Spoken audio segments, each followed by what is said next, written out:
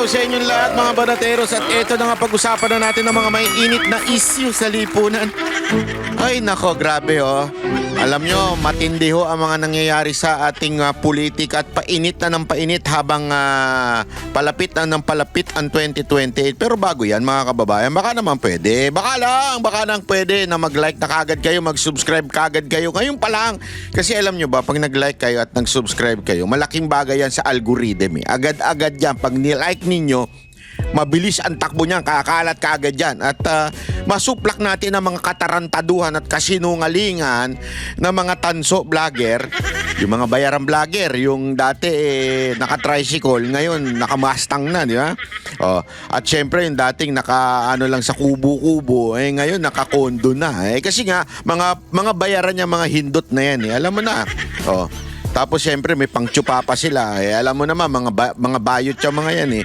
Kaya talagang atat na atat sila sa pera. Ganun talaga buhay. Tapos yung mga plastic na pinklawa naman na kumakain ng suka at kumakain ng tae na dati na nilang sinuka, tinae si Marcos ngayon. Naku po, grabe. Alam nyo, may nabasa nga ako kaganina eh. Hindi, kahapon yun may nabasa ako. Ano bang daw ang difference ng mga Duterte, yung mga DDS at saka yung mga kakampwet?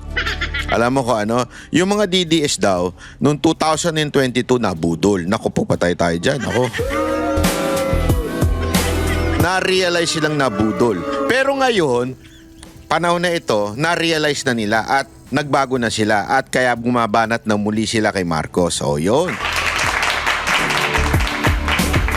Pero ang mga kakampwet daw, dating bumabanat kay Marcos, dating diring-diri kay Marcos, pero ngayon pinapalakpakan na.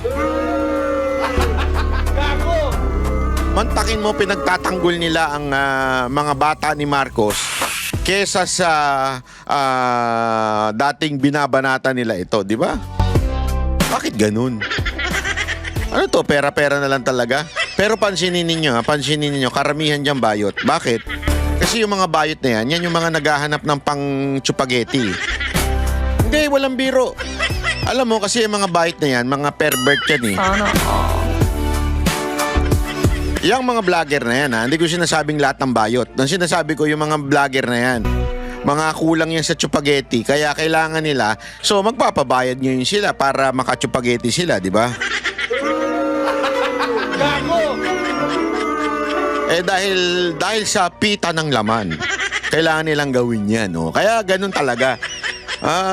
Isasakripisyo nila ang bayan, makachupageti lang.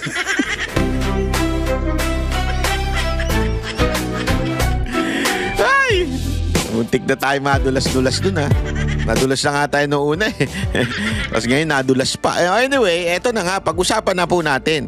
Alam mo, marami tayong pag-uusapan ngayon. Yung issue ng bardagulan ni Marcoleta at saka nung Chief Justice, dating Supreme Court Justice. At syempre, pag-uusapan din natin yung hanggang ngayon, wala pang nahuhuling mastermind sa flood control. At syempre, yung flood control scandal. At syempre, yung iniisa-isa na yung mga kaalyado ni Pangulong Duterte na ay kulong. Dahil nga naman, sabi nga nila, sa 2028, kailangan ng lahat ng kakampi ng mga Duterte mawala. Lahat ng mga kaalyado, lahat ng posibleng tumulong, lahat ng posibleng mangampanya, lahat kailangan mawala yan. At talagang yurakan yung mga dating mga opisyal ni Pangulong Duterte para talagang madiin. Tingnan nyo na, meron talagang war on drugs. Gusto nyo pa bang umulit yan after 2028? Diba? May mga ganyan-ganyan pa sila eh. Gago! Akala nila makakalusot sila sa ganyang propaganda nila. Nagba-backfire yan. Alam nyo kung bakit? Kasi yung mga Pilipino na-miss ang war on drugs. Yan ang katotohanan. Ang mga Pilipino na-miss yung kamay na bakal ni Pangulong Duterte. Hindi, isipin nyo to mga kababayan ha. Sino sa inyo dito ang tuwan-tuwa ngayon dahil putangin na daming adik sa labas. Sa bahay ninyo, kapitbahay ninyo. Yung dating tulog, nagtatago, ngayon, doon sa labas. Gumagano'n ngayon. Hindi, ang daming ganyan ngayon.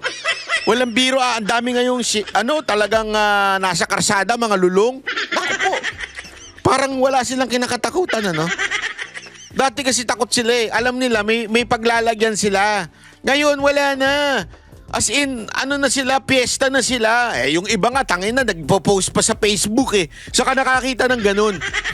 Dati nagtatago, ngayon nagpo-post sa Facebook. Di ba? Pero syempre, ito mga kakampuit, ito mga tanso, akala nila yung mga hirit nila dun sa war on drugs, yung pagkukondina nila kay Pangulong Duterte, akala nila natutuwa sila. Sila lang, yung pare-parehong mga adik. Yung pare-parehong mga merong, ewan ko, kung may boyfriend ba silang adik, may girlfriend ba silang adik, o baka naman may kamag-anak silang adik, o yung mga magulang nila adik. Hindi malamang siya ganun eh.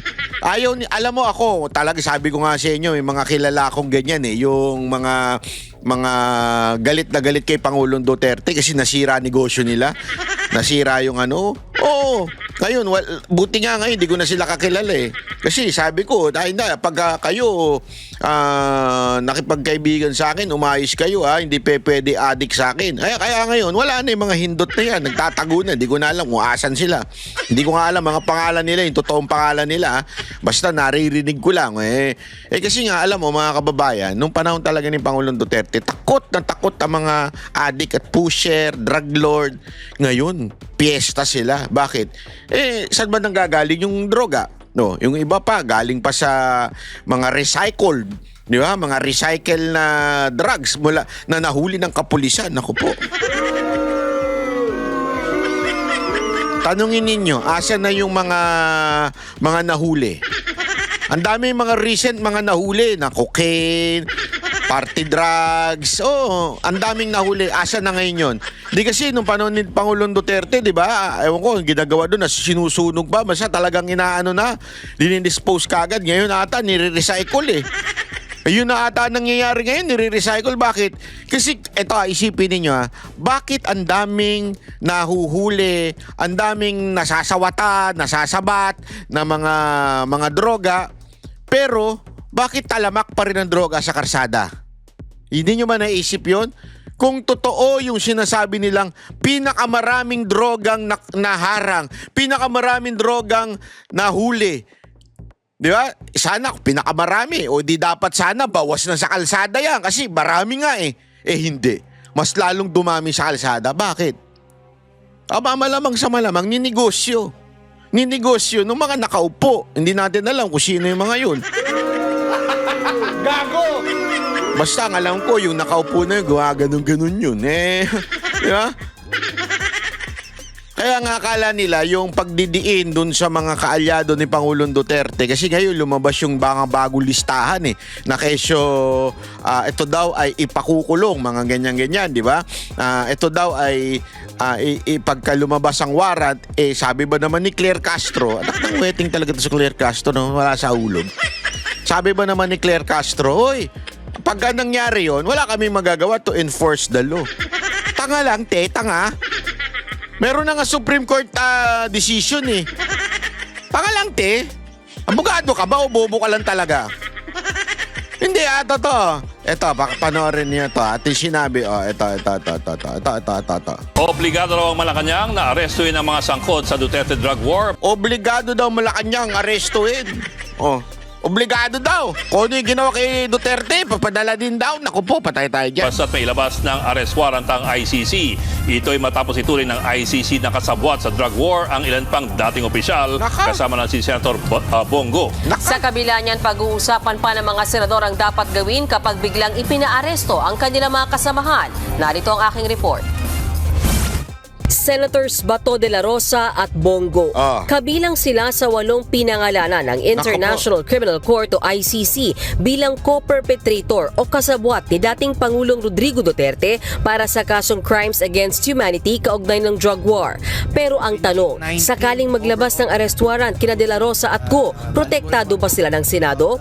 Ayon kay Senate President Pro Tempore Ping Lacson, imumungkahi niya kay Senate President Tito Soto na pagmitingan na ito para makabuo ng konsensus ang Senado. Pagmitingan na kagad para paglabas sa paglabas, isuko na kagad natin. Halatang halata talaga ito si Pinky Lacson, ano? Pinky Lacson! Magsama kayo ni Tuta Soto. Palagay ko, kasi concern namin lahat yan kasi mga colleagues namin yung involved. So, kailangan pag-usapan na natin. Talagang concern ninyo kasi gusto ninyo mabawasan ng ang minority para yung mga frustrated na mga nasa majority ay hindi na lumipat. Kasi alam mo, ano yan, magkakaroon ng ano yan, ng, alam mo yun, ng takot doon sa mga majority na hindi na satisfied dito kay Senate President Tuta Soto. Magkakaroon sila ngayon ng takot na naku, mahirap talagang kalabanin ng gobyernong ito dahil pag kinalaban mo gobyernong to, may kalalagyan ka. Hindi kasi pansinin ninyo. Lahat ng kumakalaban sa gobyerno may kinilalagyan. Lahat ng mga congressman na talagang vocal, talaga may kinalalagyan. Sinususpinde, plano pang tanggalin, yung isa naman talagang ginigipit na, 'di ba? Yung negosyo niya ginipit. Saka nakakita ng ganun, bigla-bigla out of nowhere kakasuhan yung negosyo. O, 'di ba? Yung mga bilyar, isa pa 'yan. Talaga namang kaalyado ng mga Duterte pero ngayon napabaw nila. Bakit? Kasi sinisilipan din sila ng mga kaso.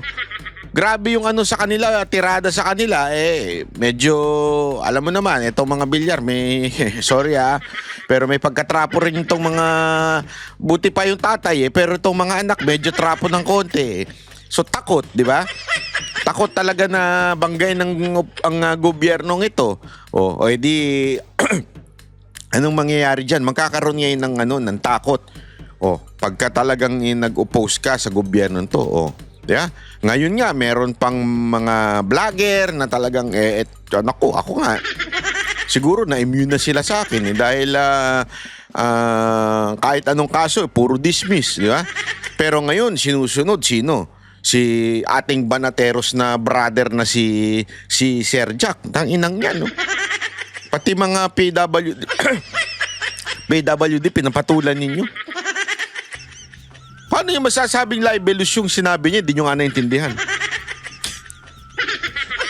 Di ba? At saka napakatinding joke naman nung kanyang sabi, halatang halata. Di ba yung sinabi niya na sa tingin niya daw, merong yung itlog ni betlog ni Marcos. Alam mo? Alam mo yun ang topic namin no? Magkakasama kami nila Baste Kasi sabi ba naman ni si Jack ba nang pag nagkwento, alam mo ba, dinimanda ako, bakit? Sinabi ko yung betlog ni may tawa na tawa si Baste Kasi siyempre parang di ba, mayor yun, tapos ganun ang magsalita doon siya, ano pa? Di ba, yung eto ngayon, may bago, ewan ko kung nasabi na ni Dada, pero sasabihin ko na lang. Di ba, hinahanap siya ng DOJ ngayon, Ilang beses pumunta sa kanila sa kanila para mag-deliver ng love letter. Talagang tatakutin ka si Jason sa ngayon, kinasuhan ng libel. Si Ka Eric, kinasuhan din ng libel. Alam mo, nung panahon ni Pangulong Duterte, sino nakasuhan ng libel? Hulaan ninyo, isa lang. Di ba? Isa lang naman na kinasuhan ng libel. Sino? Si Maria Ressa. Bakit? Tangin na, gumawa siya ng kwento tungkol doon sa isang businessman. Yun yung libel na lagi nilang biniblame si Pangulong Duterte doon. Na wala namang kinaugnay si Pangulong Duterte doon sa businessman. Kesyo ang nagtulak daw noon para makulong si Maria Ressa ay si Pangulong Duterte, ginigipit daw. Gaga pala, bobo pala yung babae na yun. Imantakin mo yung businessman ang nagkaso ng libel sa kanya, hindi naman si Pangulong Duterte. Pero kay Pangulong Duterte, wala siyang pinakasuhan through his people. Baka kasi sabihin niya, bakit si Marcos ba nagpakaso ng Hindi. Hindi nagpakaso ng libel. Hindi siya nagkaso, pero yung mga tao niya, ang ibig sabihin, yung mga pumapanig sa kanya, mga kilalang tao, yun ang mga kaalyado niya ang nagkakaso.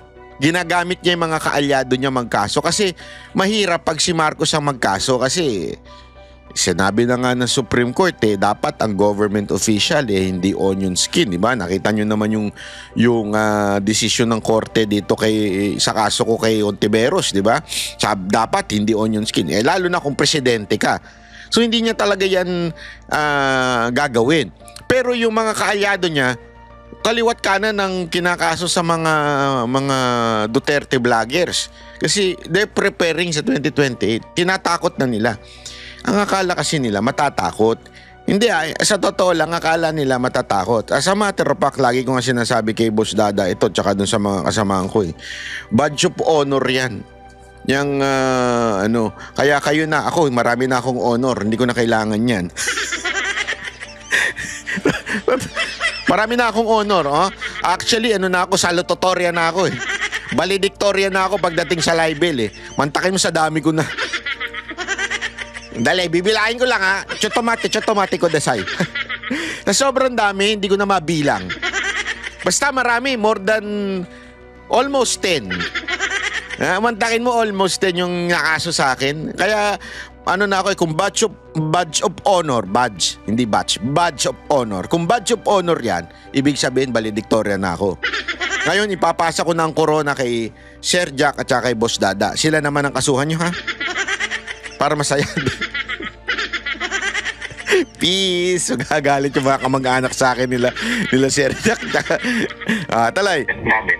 Kesa doon sa intay pa ba namin magkaroon ng warrant, magkaroon ng issue, magkaroon ng gulo, na wala kaming nakareding action taken.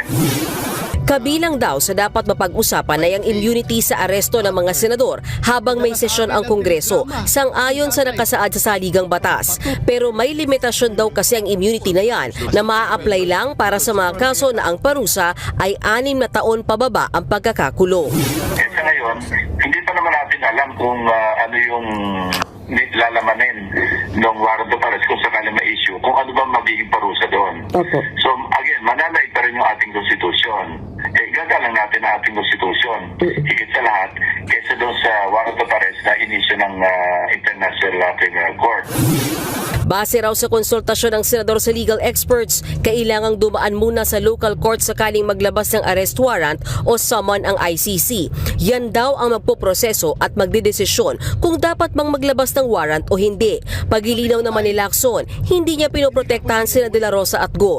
Sinisiguro lang daw niya na masusunod ang legal na proseso. Ang ating pinoprotektahan yung legal process na umiiral sa Pilipinas, lalo na yung konstitusyon. Ayon naman kay Senator Robin Padilla, magpupulong ang mga miyembro ng Senate Minority Bloc, lalo't parehas na miyembro nito sina Go at De La Rosa. Lahat daw sila sa Minority Bloc ay nag-aalala sa dalawang kasamahan. Ayon pa kay Padilla, naiyak siya nang tukuyin ng ICC na kasabwat sila De La Rosa at Go. Kapag nabigyan daw ng arrest warrant ang dalawa, ay magiging mag-isa na lang daw siya sa Duterte Bloc. Hindi raw ba depressing iyon? Kumpiyansa naman ang senador na mapoprotektahan ang liderato ni Senate President Soto, Sinago at De La Rosa mula sa pag-aresto ng ICC tulad ng ginawa noon kay dating Senator Antonio Trillanes IV. Pero pagilinaw ni Lacson, ang protektahan natin yung ating umiiral na batas, yung ating umiiral na konstitusyon.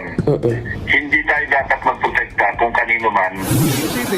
giit naman ng Malacanang. Diyan pa lang sa statement na yan ni Lacson, alam mong hudas na Totoo. Diyan sa statement na yan, alam mo na kaagad di ba? Alam mo na kaagad na meron talagang problema. Na meron talagang plano itong House of the Tuta Soto at saka ng Pinky Lacson. Meron na talagang meron ng bagong may bagong na ngayon yan house, hindi na yan Senate, di ba? Na yan, House of Tuta Soto and Pinky Lacson. Mukhang may plano talaga sila na hindi pigilan yung pag-aresto. Kita mo na lang sa yung sinasabi niya, hindi naman sa pinipigilan natin, yung konstitusyon. Even if it is so clear that the final arbiter of the law and the Constitution is the Supreme Court. Naglabas na nga ang Supreme Court, di ba? Naglabas na ng Supreme Court ng sinasabi na anyone na extradite ay kailangan dumaan sa local courts. Yeah? So ibig sabihin nun mga kababayan, di sana inulit mo yan. Di ba? Pinky Lacson. Dapat inulit mo yan at sinabi mo, uy, meron tayong recent decision ng Supreme Court at sinasabing dapat ay talagang dinggin muna dito. Di ba? Sana ganun hindi. Hindi, palo konstitusyon kuno ka dyan, kunwari. Kapag may warrant of arrest na, dapat yang ipatupad. Ayon pa kay Palace Press Officer Undersecretary Claire Castro, hindi dapat magtago kung wala namang kasalanan. Kung kayo magtatago, ano bang ibig sabihin yan? Kayo ba'y may kasalanan? Tinatago nyo para hindi po kayo madinig at ma-escape kayo or ma-evade the liability? Hindi, kasi may example na kayong ginawang kagaguhan na wala sa batas natin yun. Kung hindi nyo sana ginawa yung kay Pangulong Duterte, pwede nating i-blame to si Bato kung nagtatago. Di ba? Sana, problema. Paano natin may blame yung tao magtago kung sakaling magtago at kahit si Bongo magtago din? Kasi nga, ang linaw nga nung sinabi ni Cayetano Ipangako nyo lang na pag ito mga to lumabas ng warrant, ihaharap nyo sa korte natin, sa local court. Pag yun ipinangako nyo, siya mismo daw magsasabi kay Bato na mag-appear ka doon sa local court. Which is yun din naman na sinabi ni Bato. Di ba? Kung dito sa korte sa Pilipinas, didinggin ang kaso ko, haharapin ko. Pero yung ginawa nyo kay Pangulong Duterte na pinadala nyo doon na hindi nyo pinadaan sa korte sa Pilipinas, talaga magtatago yung mga yan. Mapipwersa silang magtago. Bakit? You are doing an extrajudicial kidnapping. Walang ganon. Extrajudicial rendition. Di ba? Anong gagawin mo? Naturalmente, magtatago ka kung labas sa batas natin yung gagawin ninyo. Of what you had done? So, hindi po hindi yan ibang it's a different thing. Hindi yan apple orange, ika nga. Magkaiba yan. Wag natin i-mix up yung ganyang klaseng pananaw mo, Claire Cas. Iba yung may kaso, tapos nagkaroon ng warrant sa korte, tapos nagtago. Iba yun. Okay? Ito, yung warrant ang nag-issue, hindi nating korte. Kung sakasakali, we are assuming, hindi nating korte. Pero ano ginawa ninyo? Anong ginawa ng pamahalaan na ito? 'Di ba? Tinanggal nyo si Pangulong Duterte dito nang hindi pinapaharap sa korte. Sinong tarantadong gagawa niyan? Yung adik. Ganun lang. Mantakin mo ayaw sundin ang batas ng Pilipinas? Wala ba tayong korteng kahit anong desisyon na yan ng Supreme Court na kahit anong kaso pa niyan, kailangan dumaan yan. At ang korte sa Pilipinas ang magsasabing yan, dalhin nyo na yan doon. Hindi yung basta-basta nyo na lang dinala. Ano kayo, husgado? Lawyer ka ba? Claire Castro o talagang sadyang ka lang? Higop tae ni Marcos o higop utot ni Marcos? Magtago kung alam po nila na sila'y walang kasalanan, humarap sila at maging matapang. Hindi naman daw kailangan bantayan ang mga pinangalanang umano'y kasabwat lalo't wala pa namang valid warrant laban sa kanila. Paglilinaw naman ni ICC Assistant to Counsel Attorney Cristina Conti sa programa ng Ted Filon at DJ Chacha, wala pang usapan tungkol sa arrest warrant laban sa mga umano'y kasabwat ni Duterte. Ang issue lang dito nga ay, di ba dapat? Issue yung bunganga mo, malaki. Yan ang issue. Mukha kang Ayoko sabihin. Mukha kang Laki ng bunganga nito. Tsaka labi nito, pwedeng yung pakilo. Todo-todo pa yung lipstick. Pag malaki na labi, wag na mag-lipstick. O accused ang tawag sa kanila, hindi pa po co-accused ang tawag dyan or co-conspirator, mas ang siste ay sila ay may kanya-kanyang role. Kung sakasakaling matutukay ng ICC na sila ay one of the most responsible. Hiwalay na kaso rin daw ang isasampa sakaling mapatunayan na hindi lang basta kasabwat ang mga pinangalanan. May sariling larga, may sariling buhay yung magiging kaso nila. Kaya po, huwag kabahan yung iba na, naku, attorney, kailangan ihabol dun sa kaso ni Duterte. Hindi po. Pwede namang hiwalay yung kanya.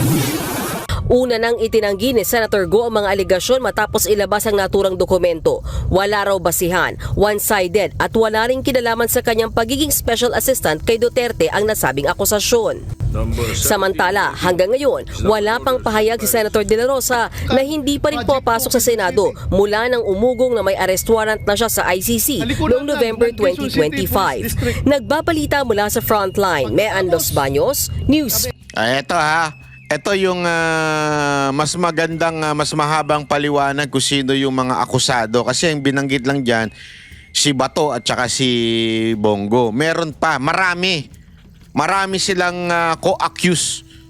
So ibig sabihin, talagang may plano na gumanti itong gobyernong to. Alam mo, feeling ko kasi dito sa gobyernong to, gumaganti lang ito eh. Oo. Gumaganti lang ito porket sabi nga ni Pangulong Duterte, 'di ba, ilang beses nag-apply at nagpunta sa Malacanang ito si Bongbong Marcos at gustong kunin yung Department of Agriculture at hindi niya binigay. Ilang beses sinabi 'yan. Actually, bago niya pa sinabi yan sa public, sinabi niya na po yan sa akin noon eh. Nung nag-uusap kami noon, sabi ko kung gusto niya ba si Marcos sa susunod na presidente, sabi niya, yuk ko yan ha. Ilang beses kang pumunta yan dito, di ko binigyan niya ng posisyon eh. Totoo. Oh, pakinggan natin to. Nasa kritikal na yugto ngayon ang kaso ni dating Pangulong Rodrigo Duterte sa International Criminal Court o ICC. Sa unang pagkakataon, inilabas ng korte ang less redacted version ng dokumentong naglalaman ng impormasyon hinggil sa kaso. Nakalagay na dito yung mga pangalan ng mga kapwa-akusado niya sa mga pagpatay sa ilalim ng tinaguriang war on drugs sa ilalim ng kanyang administrasyon. Narito yung nalalaman natin sa ngayon. Ang kaso, Crimes Against Humanity, kaugnay sa mga nangyaring patayan sa ilalim ng war on drugs mula ng mayor pa si Duterte ng Davao City hanggang siya ay maging Pangulo ng Pilipinas. Pinangalanan na sa dokumento yung ilang matataas na opisyal ng pulis at malalapit na individual kay Duterte. Unahin natin si Senator Bato de la Rosa, dating PNP chief at poster boy ng Giyera kontra Droga.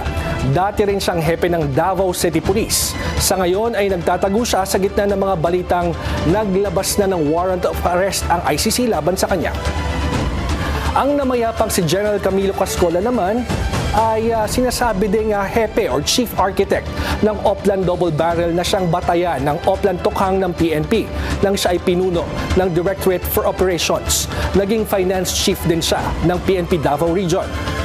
Si General Oscar Albayalde, siya yung nanguna sa implementasyon ng war on drugs sa Metro Manila noong siya ay hepe ng NCRPO. Noong 2019, bumaba siya sa pagiging PNP chief nang masangkot ang kanyang pangalan sa tinaguriang Ninja Cops o yung mga pulis na sangkot sa droga. Kalaunan ay napawalang sala siya sa kaso. Sina De La Rosa, Cascolan at Albayalde ay pawang miyembro ng Class 1986 ng Philippine Military Academy. Si retired Lieutenant General Vicente Danao naman ay dati ring hepe ng Davao City Police at humawak ng matataas sa posisyon sa CIDG at Directorate for Intelligence. Naging hepe din siya ng Manila Police District. Si Senator Bongo ang matagal na personal aide ng dating Pangulong Duterte mula pa ng mayor ito ng Davao City. Si dating National Bureau of Investigation Chief Dante Giran na dati ring hepe ng NBI sa Davao Region. Ang dating PIDEA o Philippine Drug Enforcement Agency Chief Isidro La Peña kasama din sa mga co-accused. Nagsilbi siyang hepe ng Davao City Police. Si dating Justice Secretary Vitaliano Aguirre ay nagsilbing abogado ng dating Pangulong Duterte at iba pang miyembro ng Davao Death Squad. Meron pang ilang matataas na opisyal ng pulis at pamahalaan na hindi pa pinapangalanan sa ngayon. Ayon sa ICC or kay ICC Accredited Assistant to Counsel Kersey Conti, mahalaga ang listahan na ito dahil tinutukoy nito ang di umano'y sabwatan nila. Ibig sabihin, ang di umano'y pagpatay sa mga drug suspect ay hindi isolated cases, kundi bahagi ng isang grand plan. Ayon sa ICC prosecutors, hindi raw nagsimula bilang pambansang polisiyang giyera kontra droga, kundi ito ay nagsimula sa Davao City noong alkalde pa si Rodrigo Duterte. Sinasabi ng mga prosecutor na umiiral itong organisadong sistema noon na kinasasangkutan ng mga pulis at mga sibilyang gunman na kilala bilang Davao Death Squad o DDS. At umano'y may malinaw na utos mula kina Duterte at kanang kamay na si Go. Nang maging Pangulo si Duterte, iginigiit ng prosecutors na pinalawak ang sistemang ito sa buong bansa sa pamamagitan ng paglalagay ng mga pinagkakatiwalaang tao mula Davao sa matataas sa posisyon, gaya nga nila De La Rosa, Cascolan, La Peña, Danao at iba pa. Sa madaling sabi, ang ginawa sa Davao ang naging blueprint ng war on drugs sa buong Pilipinas. Sa ilalim ng international law, ang dating Pangulo, ang kanyang co-accused, ay itinuturing na innocent hanggang mapatunayan na sila ay walang dudang guilty sa crimes against humanity. Sa February 23 na ang confirmation of charges hearing. Dito, pagpapasyahan ng ICC judges kung tutuloy ba sa full trial ang kaso. Ngayon matapos isa publiko ang tanong ngayon ay kung lalabas na ba yung warrant of arrest laban sa mga pinangalan ng co-accused. At kung sakali, paano ito i-implement matapos ang kontrobersyal na pag-aresto sa dating Pangulo at pagkulong dito sa The Hague, the Netherlands. Ayan. So, mayan, malinaw na malinaw kung ano yung pinaguhugutan itong sinasabi nila na mga co-accused. Alam mo, simpleng-simple na lang yan eh. Halatang halata na to eh. Alam mo yung mga ganitong diskarte nila? Kasi kaliwat kanan to eh. Wala na dapat tong issue eh. Sa totoo lang, this is a small matter. Why? The Supreme Court already issued, di ba? The Supreme Court already issued a parang decision or a reminder or a statement na sinasabi nila kailangan dalhin sa korte, kailangan they can defend themselves pagka nagkaroon ng ganyan bago gawin ng any extradition na gagawin. Although, walang sinabi particular na tao, pero anyone, kailangan ganun. Humarap muna. Humarap po muna doon sa korte sa Pilipinas. So, ibig sabihin, wala pa naman yung warrant. Bakit pinag-uusapan na ito? Again, tama yung sinabi ni Marcoleta na talagang ito ay mga diversion. Paulit-ulit natin sinasabi yan eh. Bakit? Kasi yung flood control, talagang matinding skandal yan. Yung corruption sa Pilipinas, pag tiningnan mo yung mga report, yung mga survey, pababa tayo ng pababa. Talagang pabagsak tayo ng pabagsak. Yung utang natin pataas ng pataas. 'Di ba? Yung ating bilihin, yung inflation, pataas ng pataas. Kaya nga alam mo, kaya nga nagpunta ang mga tao sa concert ng sex bomb. Banat ba yan? Ano na kinaugnay ng sex bomb? Pataas ng pataas ang bilihin, pababa ng pababa ang ating bansa. Pataas, pababa ng pababa. Kaya marami pumunta sa show nila eh. Kasi relevant na sila ngayon, pataas at pababa. Spaghetti. Tapos meron pang spaghetti. Oh. Bakit? Kasi yung mga kinukuhang vlogger nila Marcos ay puro mga chupagetting pababa. Last mo na yan, banat baya. Last mo na yan. Hindi, totoo naman, di ba? Eto nga, tingnan niya. Pakinggan niyo itong sinabi ni Marcoleta. Kakasuhan daw ng treason. Hindi. Di pala yun ang intro. Ang intro natin ngayon ay yung ito. Second topic tayo. Etong si Marcoleta at tong si pangalan nito si Justice Castro. Ay. Carpio pala. Kasi lahat ng Castro pangit talaga eh. Kaya tuloy nagiging Castro din. Carpio. Tingnan niyo. Panoorin natin. Kakasuhan daw ng treason ni Senador Rodante Marcoleta si dating Supreme Court Senior Associate Justice Antonio Carpio dahil sa isinulat itong desisyon sa isang kaso noong 2011 kaugnay ng teritoryo ng Pilipinas. Sinagot naman siya ng retiradong mahistrado. Nakatutok si Mav Gonzalez. Sa kanyang TV show, sinabi ni Senador Rodante Marcoleta na kakasuhan niya ng treason si dating Supreme Court Associate Justice Antonio Carpio. Sabi ng senador, dahil ito sa desisyon aniya ni Carpio na paliitin ang teritoryo ng Pilipinas sa kasong Magallona versus Ermita noong 2011. Sabi ni Marcoleta, pumayag si Carpio sa argumento ng gobyerno na paliitin ang territorial sea natin dahil makakakuhaan niya tayo ng ganansya o advantage sa ating exclusive economic zone. Dagdag ni Marcoleta, sa isinumite ng Pilipinas na Volume 2 o Atlas of Relevant Features sa Arbitral Tribunal, malinaw na hindi raw kasama sa teritoryo natin ang Kalayaan Group of Islands, ang puting bahagi na kabarkang West Philippine Sea. Ang asul na bahagi naman, tinawag na High Seas, na bahagi ng karagatang walang may-ari. Nandito sa asul na bahagi ang Pagasa Island. Base rin aniya sa mapang ito, nasa labas ng teritoryo ng Pilipinas ang iba pang isla sa West Philippine Sea, gaya ng Parola, Kota at Panata. Kaya tanong ni Marcoleta, bakit hindi isinama sa mapa natin yung mga features na okupado ng mga Pilipino? Gobyerno aniya ng Pilipinas ang nagsumiti nito sa tribunal kasama sina Justice Carpio at maritime law expert attorney J. Batong Bakal. Ngayon daw, siya pa ang hinahamon sa sinabi niyang kung parte ba ng Pilipinas ang Kalayaan Group of Islands o hindi. Giit pa ni Marcoleta, hindi naman niya sinabi na hindi parte ng teritoryo ng Pilipinas ang Kalayaan Group of Islands, pero kailangan daw ng mapa at coordinates nito. Tugon naman ni Justice Carpio, lahat ng first-year law student alam na pwede lang magkaroon ng treason kung nasa gitna ng digmaan ng Pilipinas, alinsunod sa Article 114 ng Revised Penal Code. Yan yung, Dagdag niya, yan yung argument ni Carpio na ang linaw-linaw naman ang sinabi ni Marcoleta.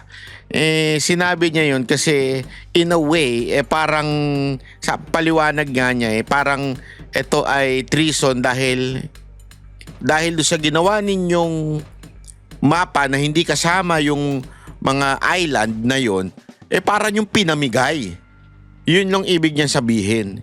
sa kasong Magallona versus Ermita, gusto ni Magallona na isama sa teritoryo ng Pilipinas lahat ng isla at katubigang sakop ng 1898 Treaty of Paris Lines.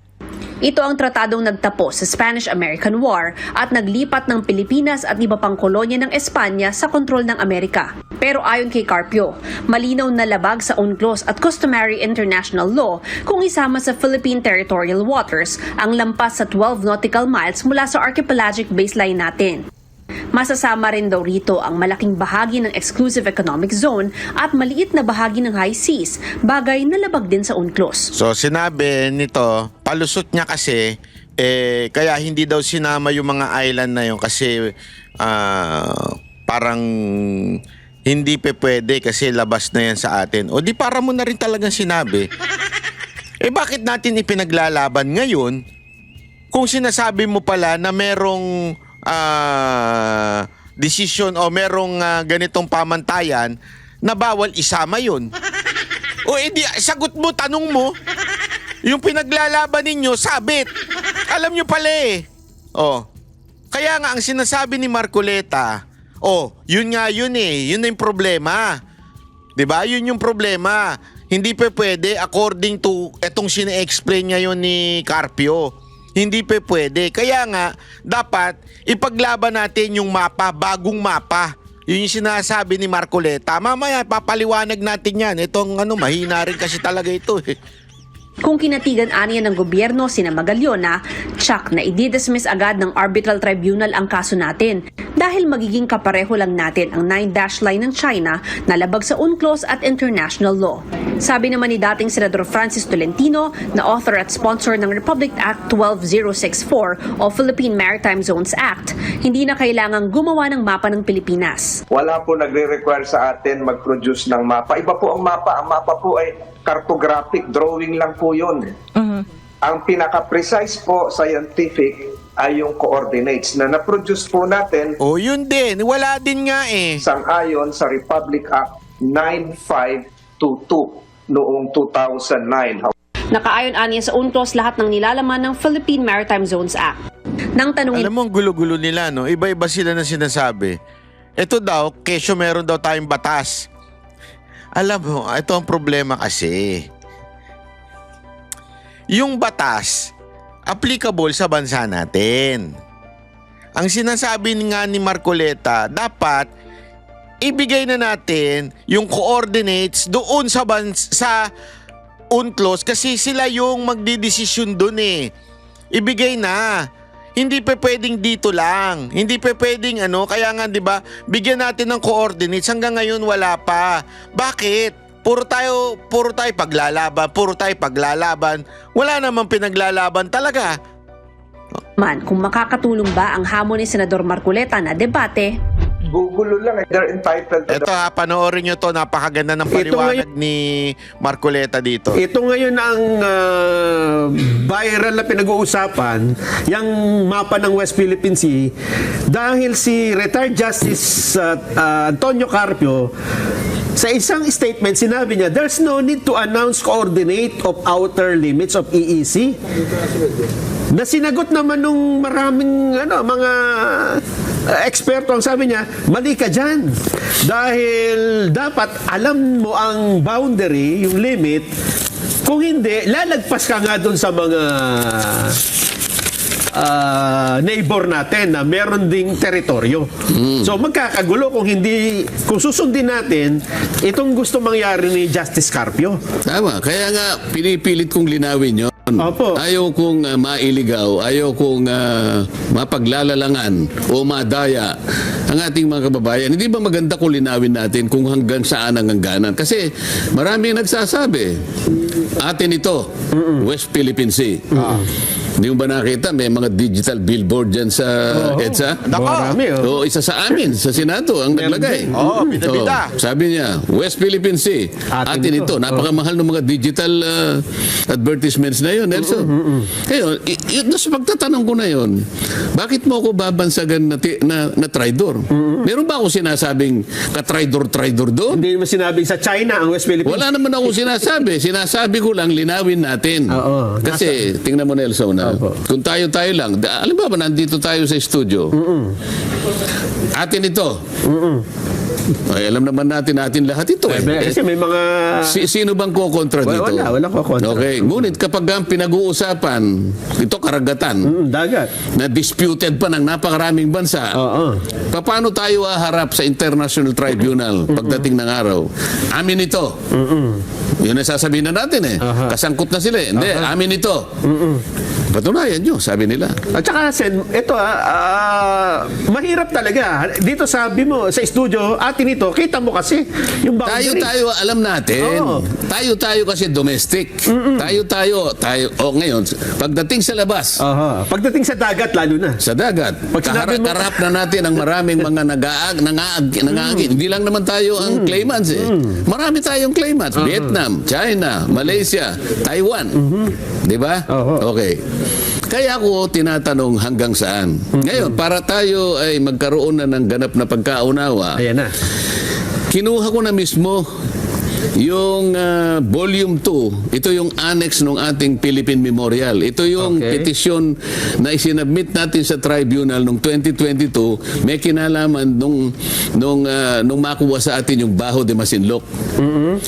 Ang volume 2 ay tinawag na Atlas of Relevant Features. Doon ay nakadrawing ang sige, pakita natin yung pwede natin ipakita yung isang slide direct. Ayan, yan po yung ating yan po yung volume 2 ng memorial. Makikita po ninyo diyan na yan ay kaso ng gobyernong Pilipino at ang China, yung arbitration. So tayo ang nag-submit nito. Sa bandang kanan yan, makikita mo pa yung may bandang kanan yan direct makikita natin yung contents. Ayan ang content niya. Diyan nakalagay, gusto ko lang ipakita, ganyang kalawak yung volume 2. Dami. Yan ang volume 2. Ngayon, ipakita natin yung susunod na larawan. Larawan, picture. Ayan. So, West Philippine Sea. Yang puti, tingnan ninyong mabuti. Yang puti, nilagyan nila ng markang West Philippine Sea. Okay. Makikita ninyo sa bandang asul, yan po yung tinatawag na high seas. Ang high seas ay bahagi ng karagatan na wala pong may-ari. Ito rin yung international water kung tawagin. Yan ang international waters na kung tawagin ay high seas. Makikita nyo merong pula na tinuturo yung Tito Island. Tito Island. Ang Tito Island is Pag-asa sa atin. Pag-asa Island, okay. Occupied natin yan. Opo.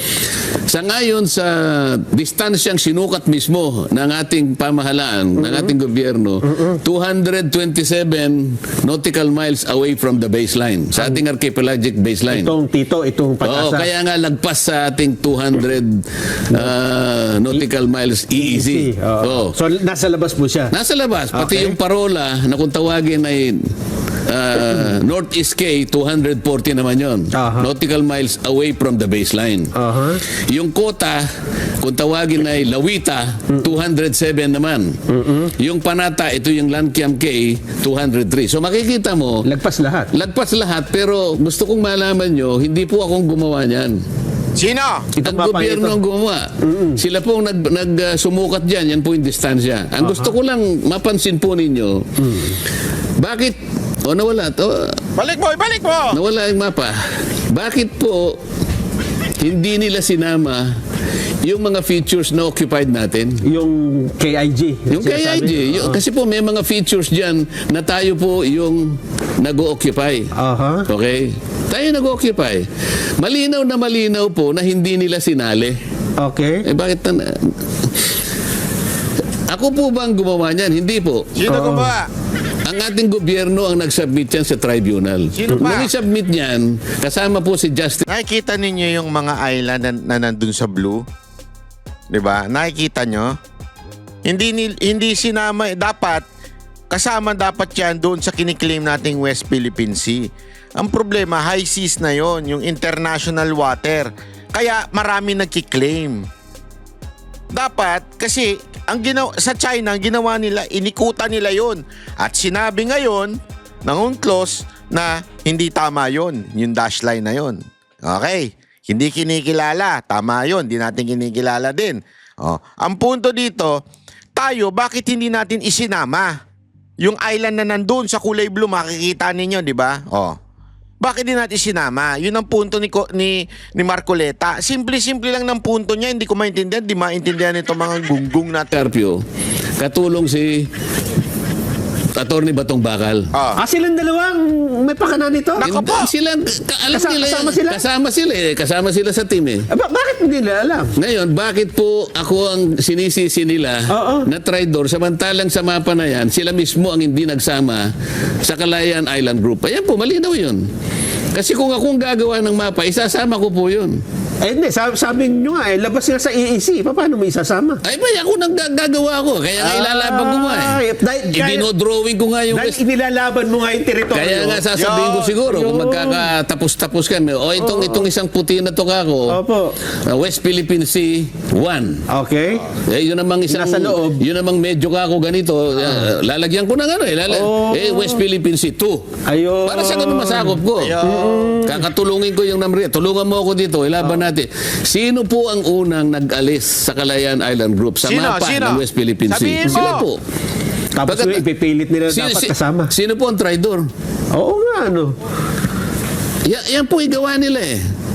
Kaya po mga kababayan na kayo pong nakikinig, lalo na po yung kababayan natin sa Kalayaan Island Group, huwag po kayong maniniwala sa kanilang mga ibinebenta sa inyo na ako po ang nagsasabi. Sila po ang una. Yan po. Yan po ay makikita ninyo sa volume. Alam mo, ang ganda ng dito, paliwanag ni Marcoleta dito. Kaya ka magtataka ka eh. Bakit ang pinalalabas pa nilang traidor si Marcoleta, siya nga yung nagsasabi dito na ipaglaban natin ito. 'Di ba? Siya nagsasabi. Sino ba nagbigay? Sino hindi binigay. Sino ba ang nagpirma, 'di ba? Nagsubmit niyan doon sa Walang iba kung hindi kasama diyan si Carpio tsaka yung isang abogadong ewan ko, makakaliwa ata yun. Ito, na kung tawagin nga ay Atlas of Relevant Features. Yan, malinaw. Paano mo sasabihin ngayon si Marcoleta kanya traidor, inaalis niya, igiba pang doon nila ako pinipilit Samantalang sila po ang una. Ayan po, napakalinaw niya, sila po ang naglagay West Philippine Sea. Kitang-kita niyo po. Ayan. Pero hindi nila sinaklaw yung mga features na ngayon po ay pag-aari natin talaga sapagkat okupado po natin yung mga yan. O ipakita nyo yung susunod na mapa na gusto kong gawin sana. Na yun sana ang maging West Philippine Sea. Kaya yan ang gagawin ko. Sinaklaw ko ngayon. Ayan. Ayan, yung blue. Aha. Sa West, ayan ang mapa ng Pilipinas, yung kulay, yung puti. kulay yellow. Tapos yung puti. Yung puti, yan ang internal sea. Internal sea. Yung Yung blue. nasa kaliwa niya, western side, yan ngayon ang West Philippine Sea, pero sinama ko. Yun.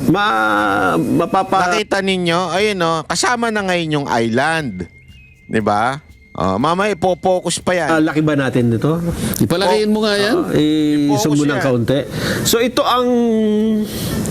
Dapat ganito yung isinabit dapat nila. ganyan ang ginawa nila. Ayun. Ito tong spratlys na sa baba. Oo nga, ano?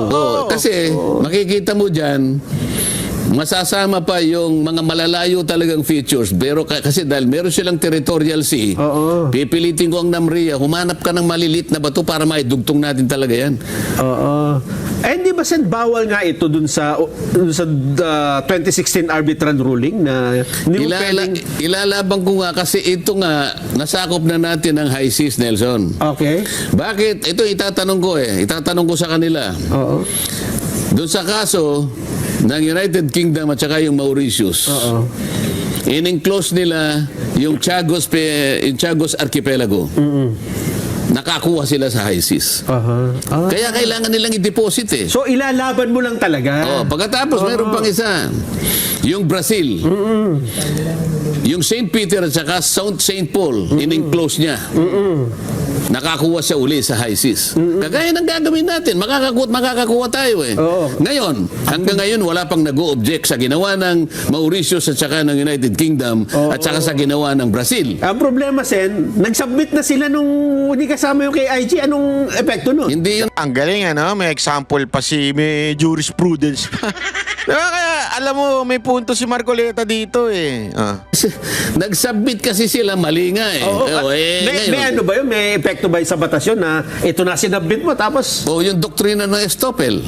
Anong ibig sabihin nun? Ginawa mo na ito eh. Niloloko mo ba kami? Ito yung ginawa, tapos papalitan mo. Nako. Yun ang sinasabi ko. Ayun, di ba? Ayun yun eh.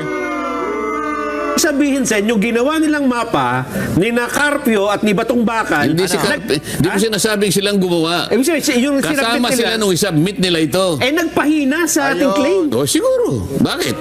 Yan nga, yung isa... Nagigets ninyo na. So sino talagang dapat? Kaya nga sinasabi ni Marcoleta na parang nagbitaw siya na treason, parang ganon. Di ba?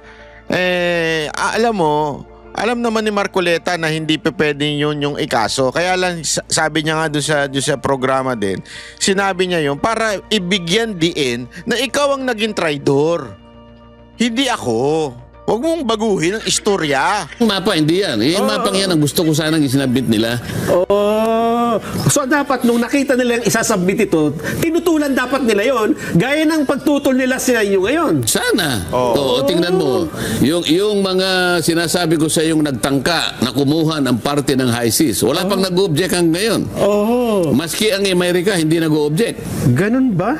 So dito kung may mag-object man, at least yan ang pag-uusapan. So ang tinatanong ko ngayon, sino ba? Sino ang traidor? Yan po napatunay. Balik nyo yung unang mapa. Balik nyo yung unang mapa. Balik nyo. Ayan. Malinaw na malinaw po dyan. Silang nag-drawing ng West Philippine Sea. Hindi po nila sinama yung Kalayaan Island Group. Kaya po kayong mga nakatira dyan, alam na po ninyo kung sino ang traidor dyan. Alam nyo na. Alam nyo na ngayon kung sino talaga ang traidor, di ba? Yan yung sinasabi. Alam mo, Carpio, wala kang lusot. Kaya pala ang ingay-ingay nitong Carpio na to. Hindi nyo napansin? Wala naman siya na eh. Retired ka na dapat eh. Bakit ang ingay-ingay mo? Kasi naman pala, meron naman palang problema doon sa kanyang isinagmit. Nako, kaya, alam mo, kung ako sa'yo talaga, Carpio, tumahimik ka na lang kasi hindi mo alam. Iba mag-aral si Marcoleta, hindi nagsasalita ng walang yung sapat na ebidensya o yung sapat na kaalaman doon sa bagay na sinasabi niya. At pag ito bumitaw, Hindi ito yung careless. Alam niyo yung careless na basta lang bumibitaw. Pag ito nagbitaw ng salita, siguradong merong patutunguhan, 'di ba? Merong siyang, sabi nga ay parang backup. Ika nga, meron siyang backup na doon sa kanyang sinasabi. Wala mahina kayo. Kayo, alam ninyo, puro kayo sabit eh. Anyway, ito pa, pag-usapan natin itong sa flood control. Kasi, imantakin mo. Lahat na ng issue sa Pilipinas pinupukol except itong flood control. Di ba? Ito, may papakita ako sa inyo dito. Tingnan ninyo. Ang tindi nito. Naglabas ng precautionary hold departure order ang Korte sa Maynila laban kina Senador Jinggoy Estrada, dating Public Works Secretary Manuel Bonoan at 3 iba pa. Sino kaya iba pa? Isipin nyo ito Ang tindi nito. Ang tindi nito. Naglabas sila ng hold departure order even without any case filed yet. Okay, wala pang kasong fina-file wala pa nga Pero naglabas na sila. Ang lakas, di ba? Ang tindi. Pero ito pa mas matindi dyan. Hindi lang yung balita na yan. Wala pa dyan si Bernardo. Mantakin mo, yung kanilang boss na si Bonoan, merong hold departure order. Pero ito si Bernardo, na punot dulo ng pinagbigyan ng pera, walang hold departure order. Alagang-alaga ni Remulla. Lupit mo talaga? Hindi, ang lupit niya talaga Para siyang protektado, bayaning-bayani.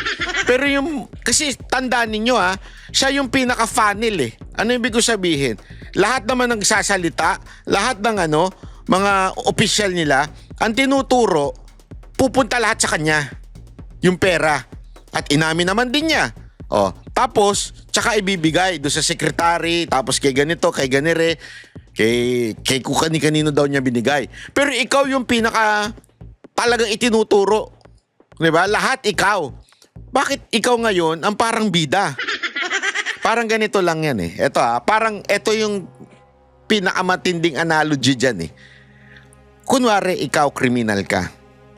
Ikaw ang kumidnap. 'Di ba? Ikaw ang nanakit. Tapos ikaw ang gumahasa. 'Di ba? Lahat ikaw ang gumawa. Tapos ikaw pa ngayon ang bayani. Bakit? Ano ginawa mo? Nagturo ka lang ng iba. Yun lang ang ginawa mo. Hindi, siya talaga yun Pero ikaw lahat ang gumawa. Kasi inamin mo naman. Di ba? Parang kung yung ginahasa para bagang ginahasa mo yung budget Parang gano'n ang nangyari. 'Di ba? Ibig sabihin, dumaan sa iyo Meron kang pag-amin na ito, nagkaroon ka ng pera dahil dito sa umamin nga siya, paiyak-iyak pa nga siya doon Tapos tinuro niya sino? Si Bonoan, tinuro din niya itong si Revilla. Pero ikaw talaga yung may salarin. Parang ikaw yung parang gumahasa. Tapos, ikaw pa kayo ng bayani. Naintindihan nyo kung gaano kalala itong nangyayari sa Pilipinas ngayon? Ikaw yung pinakakriminal na nangyari dyan. Ikaw mismo. Kasi umamin ka na Tapos, dahil lang gusto ni Boying may maturong iba, diba? Kaya nga pinapasahan ka nung salaysay. Ilang beses ka daw nagpalit ng sinumpaang salaysay. Totoo ba yun?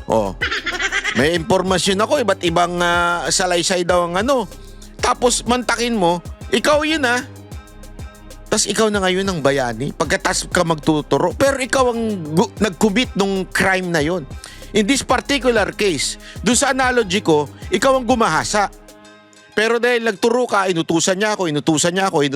Pero kung gumahasa. Di ba? Ganun Pero hindi, inutusan niya ako. Tanungin ko kayo, halimbawa, ang pangit nito. Sample lang. Kunwari, si Jay Guevara, siya yung gumahasa. Siya yung naglapastangan. Diba? Siya lahat ang gumawa ng katarantaduhan. Tapos biglang sasabihin niya, inutos lang sa akin ni Boss Dada Tapos sasabihin nung ano ngayon, oh sige, tinuro mo si Boss Dadang nag-utos sa'yo na gumahasa. Sige, malaya ka na. State witness ka na. Putang ina. Gago! Remember kasi may pag-amin na siya May pag-amin na siya. Kaya nga siya nagsoli ng pera, di ba? Meron siyang sinoli kuno. Ibig sabihin, talagang inamin mo na meron kang kinupit. Pero, ikaw ngayon ang bayani. Nagtuturo ka ng kusino-sino na walang collaborating witness. Wala. Di ba sinasabi nga ni Topacio? Hindi pa pwede yun. Gagawa ka ng crime tapos bigla ka magtuturo tapos pakikinggan ka. Itong gobyerno na ito na supposedly ang hustisya sa Pilipinas, hindi pa pwedeng matanggap yun. So dapat right then and then, wala na kagad probable cause with the probability of conviction. Wala na dapat yun. Bakit? Wala namang iba Siya lang ang nagsabi, si Bernardo lang Wala nang iba. Walang ebidensya. Walang nagko-collaborate sa statement niya. Bakit si Revilla ang pinanagot nyo? Ba't hindi si Bernardo? Hindi ako nagtatanong lang ako Kasi kung ganun ang sitwasyon, medyo malabo naman ata ito. Alam nyo kung bakit? Kailangan nilang ilihis si Bernardo. Because Bernardo knows. Bernardo knows kung sino ang mga nakatanggap. Ngayon, I do not know if there is a deal. Wag mo nang ituro yung totoong mastermind. Magtuturo ka na lang ng iba. Kami nang bahala sa'yo. Bayani ka. Sa tingin ninyo, sino pa ba yun? Hindi nyo ba napansin? Wala nga siyang kahit na anong sa mga video, parang ang lakas niyan sobra. Hindi nga yung kinasuan naman din siya pero hindi dun sa ibang parang walang TV coverage. Talagang ang powerful niya. Dahil may nagbaback up sa kanya na mas mataas talaga para iligtas yung totoong magnanakaw sa gobyerno. Kaya magturo ka na lang ng easy target tulad ni Jinggoy, tulad ni Revilla. Kasi dahil nakulong na dati pero si Revilla ay napalaya dahil siya po ay walang nakitang ebidensya, sapat na ebidensya, acquitted po siya. Ibig sabihin, inosente siya noon. Kaya lang, siyempre sa itsura ng publiko o optics, mukha siyang may kasalanan. Ganoon naman sa Pilipinas judgmental tayo Di ba? Iisipin kagad natin porket tangkawaran, magnanakaw yan, yan. Ganun tayo, hindi tayo nag-iisip kung ano ba ibig sabihin ng warrant Kasi iba kasi ang isip kagad, bakit siya hinuli, ba't siya nakakulong? Guilty na siya. Kaya nga may warrant, di ba? Guilty? Hindi. Warrant is just simply saying na you are now under the jurisdiction of a court, of that particular court. Yun lang ibig sabihin ng warrant. Pero hindi ka pa guilty. Bakit nakakulong? Kasi non-bailable yung kanyang tinaas nga eto, sabihin na natin, halimbawa lang, talagang binigyan siya o sinuhulan siya, pwedeng iba ang ikaso sa kanya. Hindi malversation of public funds. Kasi una-una, wala pa nga yung funds na yun. Napakalinaw nun. Wala pa yung project na yun. Wala pa yung funds. So, hindi pa pwedeng masasabing public funds yun. Hindi pa pera ng pampubliko yun. Hindi pa galing sa gobyerno yun. Galing lang yun sa individual. Yung sino? Yung mga contractor. So, hindi dapat malversation of public funds kasi hindi pa nga public funds yun. Diba? So, doon makikita mo talaga yung yung fina-fast track ito. Kasi ako, ang hinala ko talaga. Hinala ko ang gagawin nila. Ikukonvict nila ito. Sigurado ako, demonyo itong gobyerno to Wala sa ulirat tong gobyerno to. Nung panahon na sila ay nagkaroon ng warrant nung panahon ni Pinoy, kahit papaano si Pinoy siguro may konsensya pa. Pero itong gobyerno to, demonyo ito. Nothing is impossible with this government. babaluktutin at babaluktutin nila ang batas. Tingnan mo, ba't nandun si Boying Rimulya sa ombudsman? Bendalo talaga yung ginawa doon. Kaya itong Bendalo Brothers, di ba? Bendalo yun eh. May kaso, bigla na walang kaso. Bawal na bawal yun para i-hire ka sa ombudsman. Doon pa lang kita mo na kagad yung bending dalo. How much more dito? Nahawak nila lahat. They can bend the law to convict Revilla para lang quote-unquote may masabing, tingnan nyo na, kahit kaalyado namin, kinukonvict namin. Which is hindi naman talaga nila kaalyado yan si Revilla. Kung kaalyado nila yan, di sana lahat sila pumirma. Yung anak nila ng impeachment ni VP Sara Duterte, hindi nga pumirma. So ano ibig sabihin nun? Talagang hindi sila kaalyado. Nagkataon lang kasi lakas ito si Revilla. Yung kanyang partido, lakas. Alam naman natin, ang lakas. Kasi ganyan yan pag partido, pag nagsama-sama, nag-unify ang mga partido, wala kang choice kung hindi sundan ang partido mo. So sumama lang siya. At saka remember, unity team sila nun Ang kumalas lang naman si VP Sara Duterte, pero the entire partido na magkakasama noon, magkakasama pa rin. So hindi siya pwedeng basta-basta kakalas. Pero alam natin na lahat ng anak ni Bong Revilla, lahat ng kamag-anak na nasa Congress ay hindi pumirma sa impeachment ni VP Sara Duterte. Kaya ito ang easy target at talaga nga naman, alam mo yun, merong magkakaroon ito ng tama sa unang-una dito sa Cavite. Alam naman natin itong Cavite, kailangan nila Kailangan nilang, kaya nga ngayon, ang tindi ng mga banat sa mga Revilla, mga congressman na anak niya. Ang tindi ng banat Bakit? Gusto talaga nilang agawin ng Cavite. Cavite is a vote-rich city. Pag naagaw nila yung malaking percentage sa kanila kasi alam nilang wala na silang panalo At the same time, burado na Rimulya dyan sa Cavite, burado na Rimulya dyan. Wala na ang tumatayo na lang naman talagang strong dyan. Dahil nga sa kinampihan ng mga Revilla, itong si John Vic at saka itong si Boying. Si Boying nasa ombudsman Si John Vic gusto tumakbong presidente. So wala nang natira. Yung mga may hina nilang anak, na alam naman natin, yung isa pa nga doon, nagkaroon pa ng issue. Di ba? Pero yung kapatid naman ng nasa gobyerno, hindi yung nagkaroon ng issue. Yung mga kapatid. Pero dahil doon, hindi sila gusto ng mga taga Cavite. So, para magustuhan sila, tatanggalin nila yung mga balakid. Sino? Ang Revilla. Kaya mga kaibigan, mapagmatsyag po tayo dahil itong ginagawa nila ay talagang, tinan ninyo, dinadivert nila lahat ng issue doon sa flood control. Tapos may diversion pa within the flood control. Ang tinutulak nila itong mga sila Bong Revilla, si Jinggoy, si Villanueva, yun ang mga tinutulak nila. Aside from that, within merong diversion, may diversion pang mga issue tulad ng ICC, tulad ng kay Marcoleta, yung China, pinalalaki. Di ba? Kaya mga kababayan, magbantay lang tayo at magandang gawin ninyo, i-share ninyo itong video na ito para mamulat. Kasi alam nyo, marami namumulat dito sa video natin, lalo na yung mga shorts and reels natin. Kaya kung maaari, mag-subscribe na rin din po kayo. Okay? Maraming salamat po. Ako po si Banat Bay. Magkita-kita po ulit tayo sa susunod nating upload. Bye-bye!